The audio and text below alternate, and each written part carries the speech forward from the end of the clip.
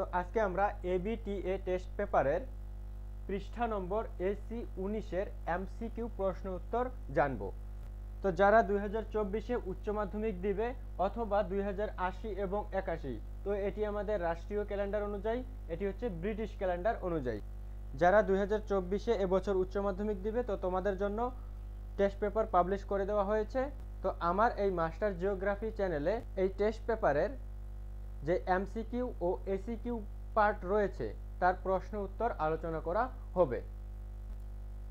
তো টেস্ট পেপারের AC 19 পৃষ্ঠার MCQ প্রশ্ন উত্তর দেখার জন্য এই ভিডিওটি সম্পূর্ণ দেখতে থাকো।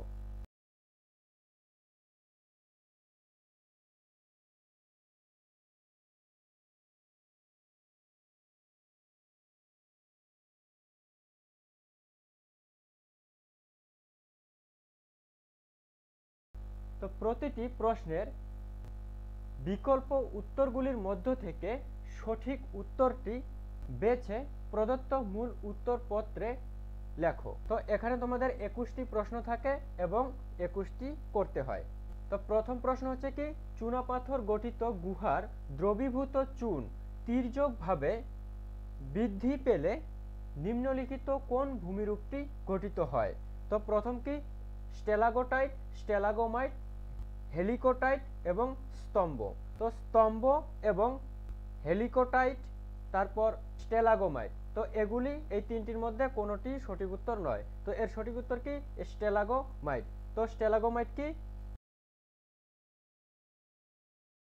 গুহার ছাদ থেকে যখন চুন মিশ্রিত পদার্থ নিচে পড়বে তখন কি তির্যকভাবে এরকম স্তম্ভের আকার নিবে, তো একেই বলা হয় কি স্টেলাগোমাইট। আর স্টেলাগোটাইট কি, চুনাপাথর গঠিত গুহার ছাদ থেকে যখন স্তম্ভটি ঝুলে থাকবে তখন তাকে বলা হয় স্টেলাগোটাইট। আর যখন চুনাপাথর গঠিত গুহার মেঝে থেকে স্তম্ভ দাঁড়িয়ে উঠে তখন তাকে বলে স্টেলাগোমাইট। আর স্তম্ভ কি, স্টেলাগোমাইট ও স্টেলাগোটাইট একসঙ্গে যুক্ত হলে তখন তাকে বলা হয় কি স্তম্ভ। তো চুনাপাথর গঠিত গুহার দ্রবীভূত চুন তির্যকভাবে বৃদ্ধি পেলে নিম্নলিখিত স্টেলাগোমাইট ভূমিরূপের গঠন করে। তো এর পরের প্রশ্ন কি, যে প্রক্রিয়ায় প্লাবন ভূমি গঠিত হয় তা হচ্ছে কি আরোহণ নাকি অবরোহণ, পর্যায়ন নাকি জৈবিক আবহবিকার? তো জৈবিক আবহবিকার এটি কদাচিৎ হবার নয়। এরপর রয়েছে পর্যায়ন। পর্যায়ন হচ্ছে কি আরোহণ ও অবরোহণের ফল হচ্ছে পর্যায়ন। তো অবরোহণ হচ্ছে কি ক্ষয় প্রক্রিয়া এবং আরোহণ হচ্ছে কি সঞ্চয় প্রক্রিয়া। তো সঞ্চয় প্রক্রিয়ার মাধ্যমে কি প্লাবন ভূমিরূপের সৃষ্টি হয়, এর জন্য এ অপশনটি সঠিক। তো আরোহণের মাধ্যমে কি প্লাবন ভূমিরূপের গঠন হয়। তো এরপর আমরা 3 নম্বরের প্রশ্ন উত্তর জানব। তো 3 নম্বরের প্রশ্ন কি, যে পুরোদেশীয় বাঁধ উপকূলের সঙ্গে কোনো দ্বীপ বা একাধিক দ্বীপকে যুক্ত করে তাকে বলে ফিয়র্ড, তারপরে টম্বলো, তারপর স্পিট, তারপর হুক। তো এই চারটির মধ্যে ফিয়র্ড এটি কখনোই হবার নয়, কারণ ফিয়র্ড একটি উপকূল। এরপর টম্বলো, এরপর স্পিট, তারপর হুক। তো এই দুটি অপশন সঠিক নয়, টম্বলো হচ্ছে সঠিক। তো যে পুরোদেশীয় বাঁধ উপকূলের সঙ্গে এক বা একাধিক দ্বীপকে যুক্ত করে তাকে বলা হয় টম্বলো। এরপর তো 4 নম্বরের প্রশ্ন কি, একটি ভূমিরূপের নির্দিষ্ট জীবন ইতিহাস আছে উক্তিটি করেন C.H. ক্রিকসে, তারপর W.M. ডেভিস, তারপর J.T. হ্যাক, তারপর W. পিঙ্ক। তো এর সঠিক উত্তর কি W.M. ডেভিস। তো W.M. ডেভিস কি ভূমিরূপের নির্দিষ্ট জীবন ইতিহাস আছে এই উক্তিটি করেছিলেন। তো এরপর 5 নম্বরের প্রশ্ন কি, মালভূমির খাড়া ঢালে যে জলনির্গম প্রণালী গড়ে ওঠে তাকে বলে বৃক্ষরূপী জলনির্গম প্রণালী, অঙ্গুরীয় জলনির্গম প্রণালী, এরপর জাফরিরূপী জলনির্গম প্রণালী বা সমান্তরাল জলনির্গম প্রণালী। তো এটি কি সমান্তরাল জলনির্গম প্রণালী।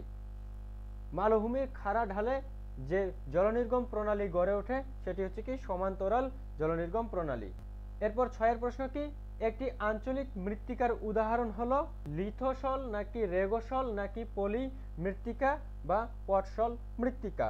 তো এর সঠিক উত্তর কি, পটসল মৃত্তিকা হচ্ছে একটি আঞ্চলিক মৃত্তিকার উদাহরণ। তো অআঞ্চলিক মৃত্তিকার উদাহরণ হচ্ছে কি, পলি মৃত্তিকা হচ্ছে অআঞ্চলিক মৃত্তিকার উদাহরণ। তো এরপর আমরা 7 নম্বরের প্রশ্ন দেখব। তো 7 নম্বরের প্রশ্ন উত্তর কি, উদ্ভিদের জন্য প্রয়োজনীয় প্রধান প্রাথমিক পরিপোষকের একটি উদাহরণ হলো লোহা, ম্যাগনেসিয়াম, তামা, নাইট্রোজেন। তো নাইট্রোজেন হচ্ছে কি উদ্ভিদের জন্য প্রয়োজনীয় প্রধান প্রাথমিক পরিপোষক। তো এরপর 8 নম্বরের প্রশ্ন কি, নিম্নলিখিত গ্যাসগুলির মধ্যে যেটি গ্রিনহাউস গ্যাস নয় সেটি হচ্ছে, তো গ্রিনহাউস গ্যাস নয় কার্বন ডাই অক্সাইড নাকি অক্সিজেন, ওজোন নাকি সিএফসি বা ক্লোরোফ্লোরোকার্বন। তো অক্সিজেন হচ্ছে কি গ্রিনহাউস গ্যাস নয়, আর বাকি সব কি গ্রিনহাউস গ্যাস। তো বি অপশনটি সঠিক উত্তর, অক্সিজেন হচ্ছে কি একটি গ্রিনহাউস গ্যাস নয়, আর বাকিগুলি গ্রিনহাউস গ্যাসের উদাহরণ। তো এরপর আমরা দেখব কি 9 নম্বরের প্রশ্ন, হেরিকেন নামক ক্রান্তীয় ঘূর্ণিঝড় জন্ম দেয় চীন সাগর, বঙ্গোপসাগর নাকি বিস্কে উপসাগর নাকি ক্যারিবিয়ান সাগর। তো হেরিকেন নামক ক্রান্তীয় ঘূর্ণিঝড়ের জন্ম দেয় ক্যারিবিয়ান সাগরে। তো চীন সাগরে কি টাইফুন লক্ষ্য করা যায়, টাইফুনের জন্ম হয় চীন সাগরে। তো ক্যারিবিয়ান সাগরে কি হেরিকেন নামক যে ক্রান্তীয় ঘূর্ণিঝড় তার জন্ম হয়। তো এরপর আমরা কি 10 নম্বরের প্রশ্ন দেখব। তো 10 নম্বরের প্রশ্ন হচ্ছে কি, লবণাক্ত জলাভূমি অঞ্চলে জন্মায় এমন উদ্ভিদ শ্রেণীকে বলে হাইড্রোফাইট নাকি লিথোফাইট নাকি হ্যালোফাইট নাকি জেরোফাইট। তো হাইড্রোফাইট অর্থাৎ জলজ উদ্ভিদ, এরপর লিথোফাইট এটি স্থলজ উদ্ভিদ, এরপর জেরোফাইট অর্থাৎ জাঙ্গল উদ্ভিদ বা মরু উদ্ভিদ, আর হ্যালোফাইট হচ্ছে কি লবণাম্বু বা লবণাক্ত উদ্ভিদকে বলা হয় হ্যালোফাইট। তো এর সঠিক উত্তর কি হ্যালোফাইট, যে লবণাক্ত জলভূমি অঞ্চলে জন্মায় এমন উদ্ভিদ শ্রেণীকে বলে হ্যালোফাইট উদ্ভিদ। তো এরপর আমরা কি 11 নম্বরের প্রশ্ন উত্তর দেখব। তো এরপর 11 নম্বরের প্রশ্ন কি, ভারতের জীববৈচিত্র্যের উষ্ণ বিন্দু বলে পরিগণিত হয় পশ্চিমঘাট পর্বতের ক্রান্তীয় বৃষ্টি অরণ্য নাকি গাঙ্গেয় সমভূমি নাকি ছোটনাগপুরের মালভূমি নাকি থর মরুভূমি। তো পশ্চিমঘাট পর্বতের ক্রান্তীয় বৃষ্টি অরণ্য কি ভারতের জীববৈচিত্র্যের উষ্ণ বিন্দু। তো এরপর 12 নম্বরের প্রশ্ন কি, একটি মনুষ্য সৃষ্টি বিপর্যয়ের উদাহরণ হলো, তো মনুষ্য সৃষ্টি বিপর্যয়ের উদাহরণ হচ্ছে কি ভূপাল গ্যাস বিপর্যয়। তো এরপর আমরা 13 নম্বরের প্রশ্ন দেখব। তো 13 নম্বরের প্রশ্ন হচ্ছে কি, সোনালী পোশাক কর্মী রূপে নিযুক্ত ব্যক্তিবর্গের কাজের স্তরটি হলো অতি নব্য স্তর নাকি প্রাথমিক স্তর, পরিষেবা স্তর নাকি দ্বিতীয় বা গৌণ স্তর। তো এর সঠিক উত্তর কি অতি নব্য স্তর। সোনালী পোশাকের কর্মী রূপে নিযুক্ত ব্যক্তিবর্গের কাজের স্তর হচ্ছে কি অতি নব্য স্তর। তো এরপর 14 নম্বরের প্রশ্ন কি, ভারতের নীল বিপ্লব যে উৎপাদনের সঙ্গে জড়িত তা হলো দুধ, মাংস, ডিম নাকি মাছ।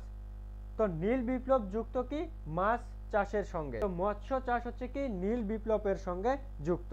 এরপর আমরা 15 নম্বরের প্রশ্নের উত্তর দেখব।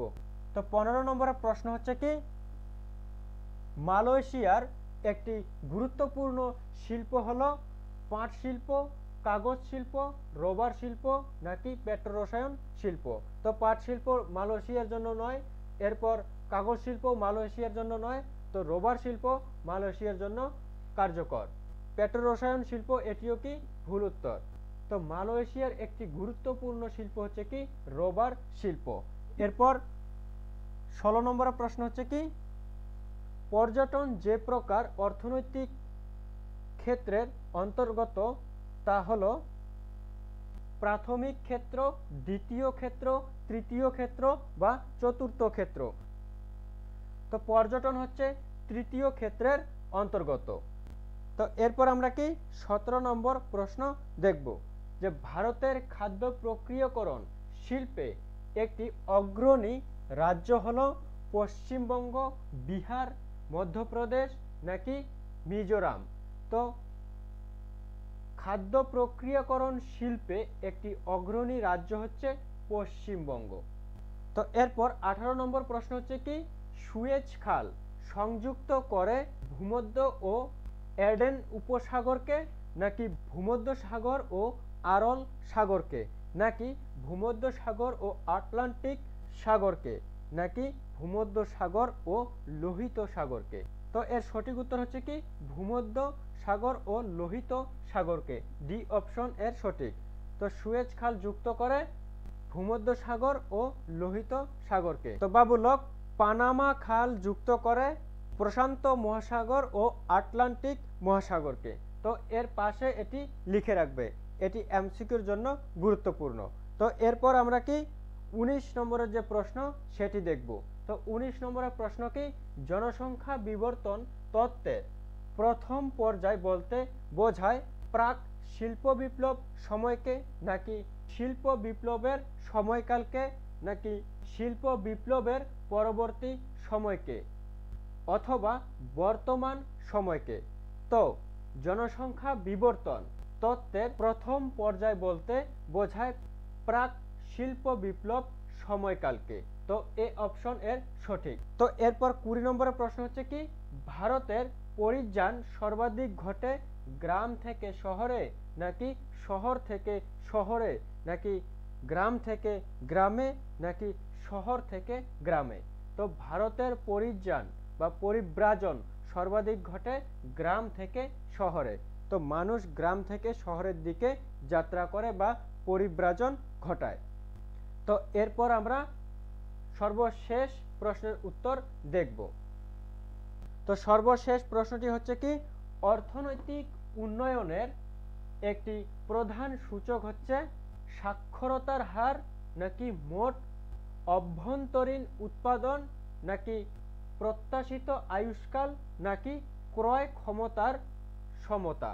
তো অর্থনৈতিক উন্নয়নের একটি প্রধান সূচক হচ্ছে সাক্ষরতার হার। তো এ অপশনটি সঠিক উত্তর। তো এই হচ্ছে সর্বশেষ প্রশ্ন এবং প্রশ্ন উত্তর। তো আজকে আমরা এবিটিএ টেস্ট পেপারের পৃষ্ঠা নম্বর AC 19-এর এমসিকিউ সম্পর্কে জানলাম। তো এমসিকিউ যে প্রশ্ন উত্তর সেগুলি দেখলাম। তো এরপর আমরা এসিকিউ যে প্রশ্ন উত্তর রয়েছে সেগুলি সম্পর্কে জানব। তো আজকে এই পর্যন্তই। Thanks for watching the video.